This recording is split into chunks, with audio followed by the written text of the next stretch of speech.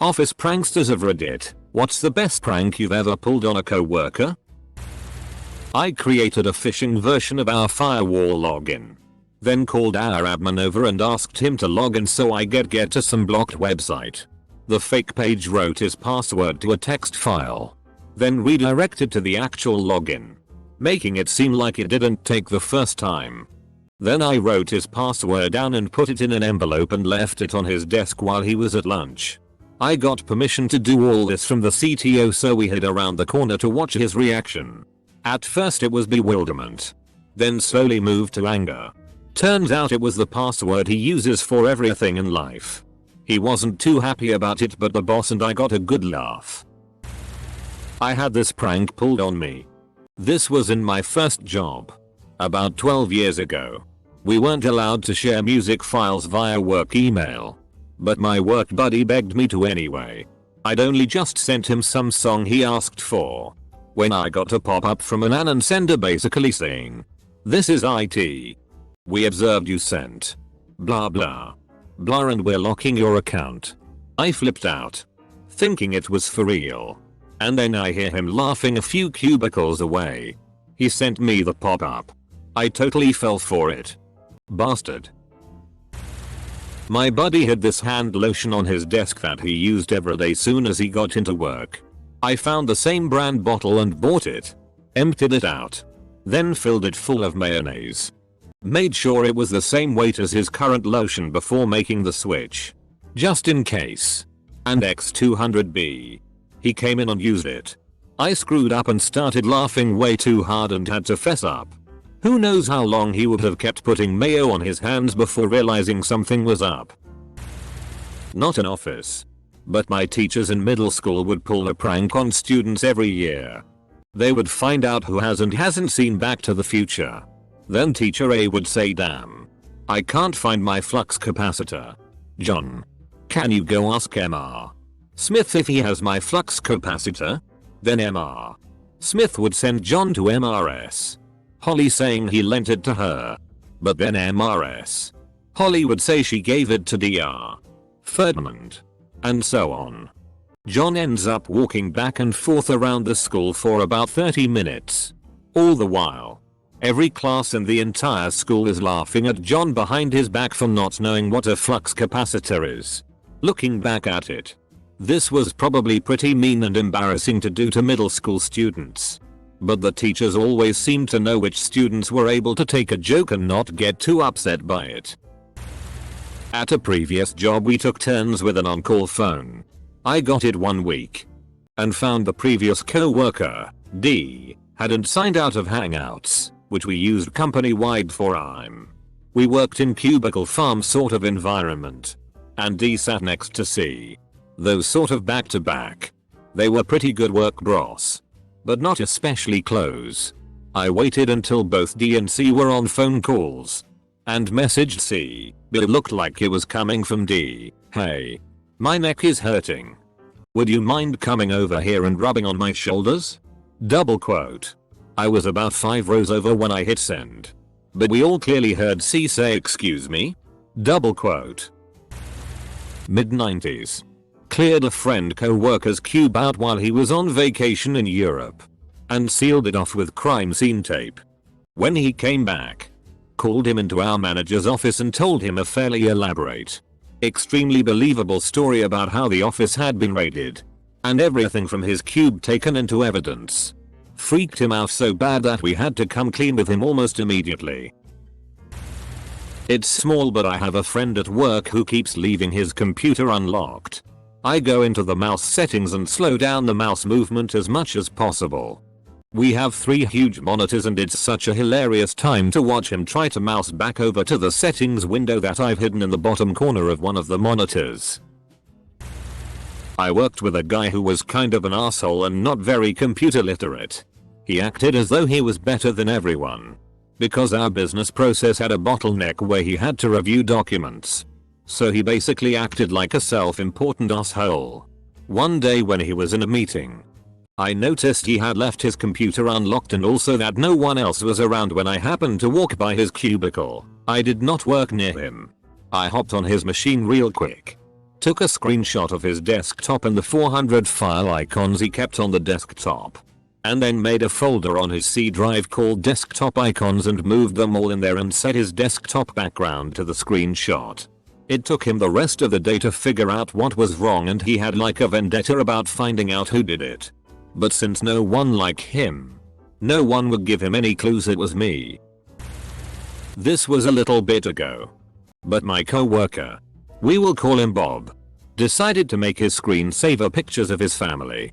One day he walked away without locking his computer. I copied his directory of pictures to the file share and pointed his screensaver at it. Now I could easily add and remove pictures to his gallery. I then started modifying the pictures in Photoshop. Slowly, all of the pictures of people, his kids, his wife, animals, started to get Bob's face. Plugged in a spare USB keyboard into my coworker's desktop. Would randomly hold down the shift key when he was entering his password. Lock his terminal when he turned around to talk to someone. Or tap the Windows key while he was typing. I'm not good at not laughing. I managed to hold it in for 4 days.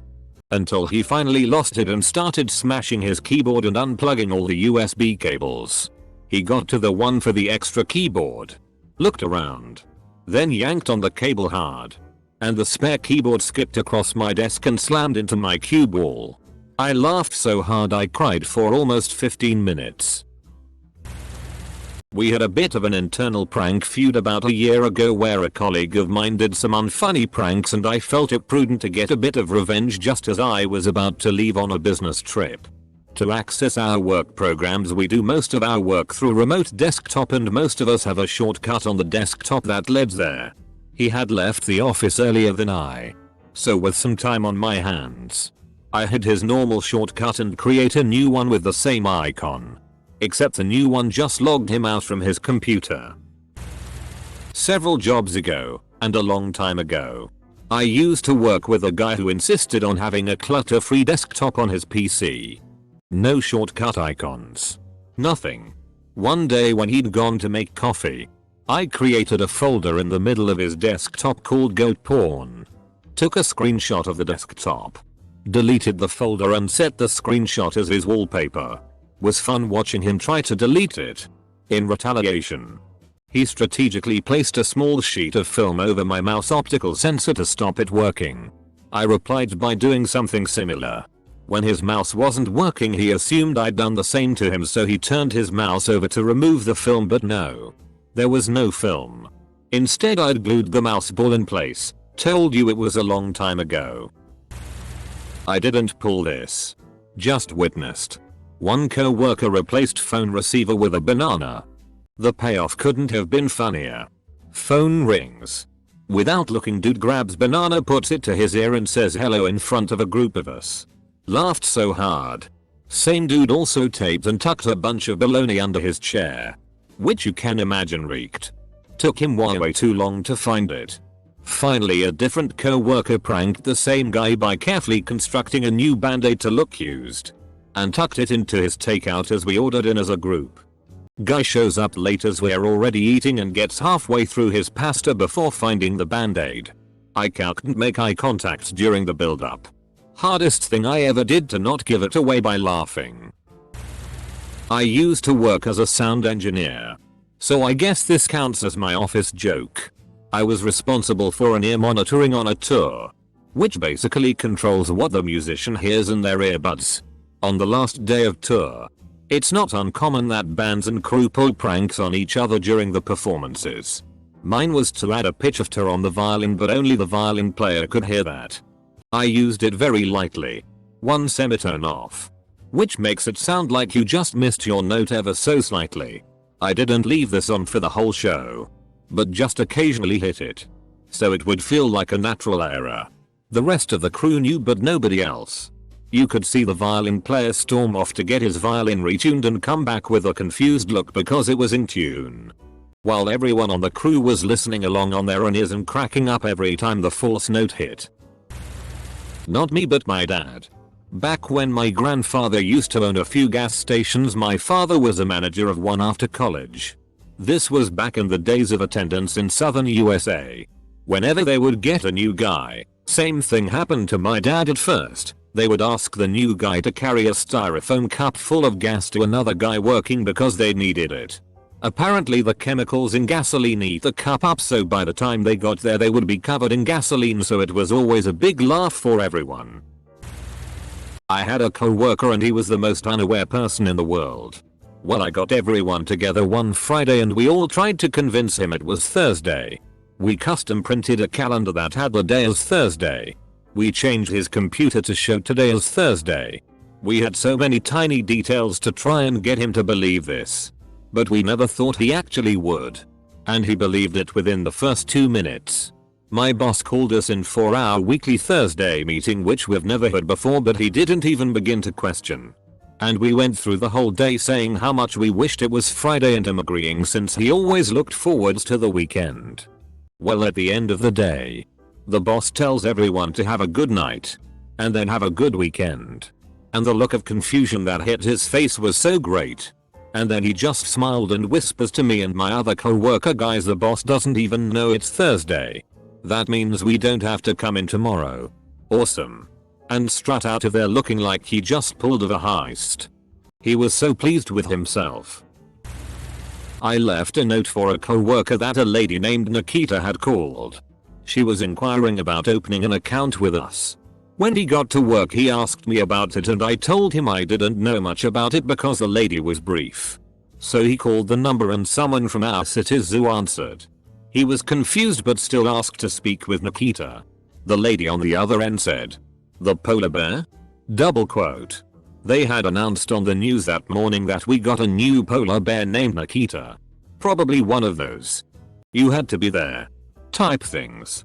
We also took his office door off the hinges and turned it upside down. When you walk through the same door every day and all of a sudden the handle is a foot and a half higher, it can FCK with the guy. We had a Ricoh brand copier and the copy rooms at maintenance would routinely have to come work on. Staying late one day I drafted up a message that the copier had wirelessly updated to rely on voice activation now. I work in the south. So the real kicker was that I said the copier sometimes struggles with accents. You will need to clearly and loudly say Ricoh. Copy this to begin copying. I even included the Ricoh logo on the sheet. Ended up getting 2 people before the lady closest to the copier broke down, laughing, and let the cat out of the bag when they came to her for help. One of my co-workers won a company-wide rock paper scissors tournament. The next week, he walked away from his desk and left his computer unlocked. Someone, we still don't know who, tagged that channel in the all company Slack channel. Which means each and every employee got an urgent push notification with a taunt about winning rock paper scissors and how does it feel to be a loser. It was simple and subtle but brilliant in that way. I printed some fake police evidence labels and stickers and packaged up everything on the co-worker's desk and labeled them, as evidence. Not so they would think it was real. Just so they'd have to unpackage all of their stuff. A co-worker asked me to gift wrap a tablet he'd bought for his wife. In the meantime, he still ate my mini candy cane. So I made a bunch of missing posters for the candy cane with the tablet as a reward. Changed the orientation of their screen in the settings so the icons were upside down. But the backdrop picture was right side up, and embarrassing, a sexy woman. The mouse was not at all intuitive to use with the screen orientated upside down. Yes, it was all the same coworker. Not an office, but a grass cutter for the local city. With weed being recently legalized, we all had to attend an important meeting which they basically added weed at the end of every relevant sentence in the substance abuse policy. 30 minutes better than working, I suppose. At the end, most of our contracts were extended, including Axel, who happened to be absent from the meeting. His phone died on the tractor, so he didn't get any messages until he plugged it in at MCDS for break. When he called asking what happened in the meeting, I took the opportunity to loudly proclaim to the rest of the truck, who all got extended with me, that we were all done our contracts at the end of the day. About a week before our initial end date. After hanging up, everyone in the truck bursts out laughing. And all is well until I realize Axel is the type of person to plan something for tomorrow. I called back immediately and got the "why the FCK would you say that? I was about to call my wife and make plans?" Double quote. He was cool about it after at the end of the day. But I'm sure he hated me for a solid 3 hours between then. Some fun stuff we tortured our boss with. Paid the window washers to put a sticker of the rival college school's logo on the outside of his 10th floor window. Photoshopped a face swap. This was before it was a thing. 2006. On a photo of him shaking hands with the director. Even printed it out at Rite Aid and reframed it. Didn't notice for weeks. Sent him on a scavenger hunt for his car keys. At lunch. Grabbed an extra cubicle panel and walled off the entrance to someone's cubicle. Heard, but didn't see at a different team. Someone climbed through the dropped ceiling into someone's locked office. Opened it up. Put straw down. Put signs in it. And left live chickens in someone's office. Complete with webcam so the victim could see it on vacation. At my previous job, one of my coworkers was fortunate enough to have a cubicle set up with a door and taller partitions. Well, towards the end of one work day, she had to run to the restroom. Another coworker and I thought it would be hilarious to lock her out of her cube. However, prior to doing so, we tied a long string around the inside door handle and flung it over the partition so that we could unlock it once the prank was over. We hid the string well from view. She comes back from the restroom and turns bright red and starts to get flustered, wondering how the hell she was going to get back in her cube. All of her belongings including her purse and keys were inside. Mind you, she was about 5 feet 4 inches, so the slow realization that she was gonna have to climb over the partitions was priceless. We finally bust out laughing and pulled the string, opening the door for her. She was a pretty good sport about it and laughed along with us. Everyone at my high school job got along really fucking well. Like, we all hung out outside of work and shit. It was tight. Even new kids. And one of these new kids was having his first closing shift when our manager at the time, she was a piece of shit but she had her funny moments, decided to mess with him. I wasn't there. But I saw videos of it on Snapchat the day after. People started telling him about all the things we totally did to close up the restaurant. He didn't believe any of it. And everyone knew it. But he played along because it was fun to pretend that he had no idea what he was doing. The highlight of the night was when they mopped the ceiling. A colleague was on vacation, so we put watercress seeds in his keyboard and watered it. Whole thing looked like a miniature lawn when he got back. When the boss turned 60, we spent the whole afternoon the previous day blowing up hundreds of balloons and putting them in his room. It was so stuffed he could hardly open the door. He spent a good 40 minutes popping balloons. We had policy that you must lock your PC when leaving your desk. Naturally, some of my colleagues forgot from time to time. Someone would wait until she left the room. Then rush to the PC. Open Outlook and send an email with the subject "I'm surfing porn and it's wonderful" to the entire IT department. People got really good at locking their PCs after a while. I recently started a new job in a software company. Cool place. Smart kids building cutting edge stuff. I noticed a lot of people bringing cakes for the whole company. That's cool. Every couple of days there will be a public message on the internal chat from someone announcing they will bring cake in the next days. Yesterday it was Jim's turn. He let everyone know he will bring cake in a couple of days. How nice of Jim. I look over to his desk, as we work in the same office. But he's not there. I see Bob, however, just walking away from Jim's computer with a huge grin on his face. So I just found out that if you forget to lock your computer and walk away, and someone catches you, you get caked. There's even a page on the internal wiki that keeps track of this and with a list of debitors. My dad told me of an office prank he played back before internet was commonplace. He was talking with a coworker at lunch, and they got onto the topic of animals. This coworker, who was somewhat gullible, asked innocently if mules are sterile. How do you get new mules? My dad tried to convince her that you don't. There are only a fixed number of mules in the world, and they are immortal. She was quite rightly pretty skeptical of this. So when their boss came into the lunchroom, she asked him to debunk what my dad was telling her. The boss immediately cottoned onto what was happening and replied with, "Oh yeah, I've heard that before. I think it's something to do with a mule being present at the birth of Jesus. So God made them immortal." This co-worker was quite impressed and went on her way. My dad and his boss didn't think much more of it until the next Monday morning when she came into the office, absolutely furious with both of them. Turns out, that weekend she had gone out to a party with a bunch of her friends, and during a lull in the conversation had loudly proclaimed, "Hey, guess what I learned the other day?" Apparently her friends hadn't stopped mocking her since. My best work was the microwave usage log. One day, I printed up a page which had a grid with columns for employee name, time, food, and amount of time in the microwave. I put it on a clipboard. Clipboards make everything look more official. Got one of the senior people to fill out the first line, they were in on the joke, and left it in the office kitchenette next to the microwave.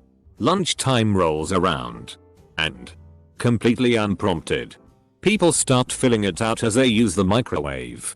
Some people were asking what it was about, but they all dutifully filled out the details of their microwaving.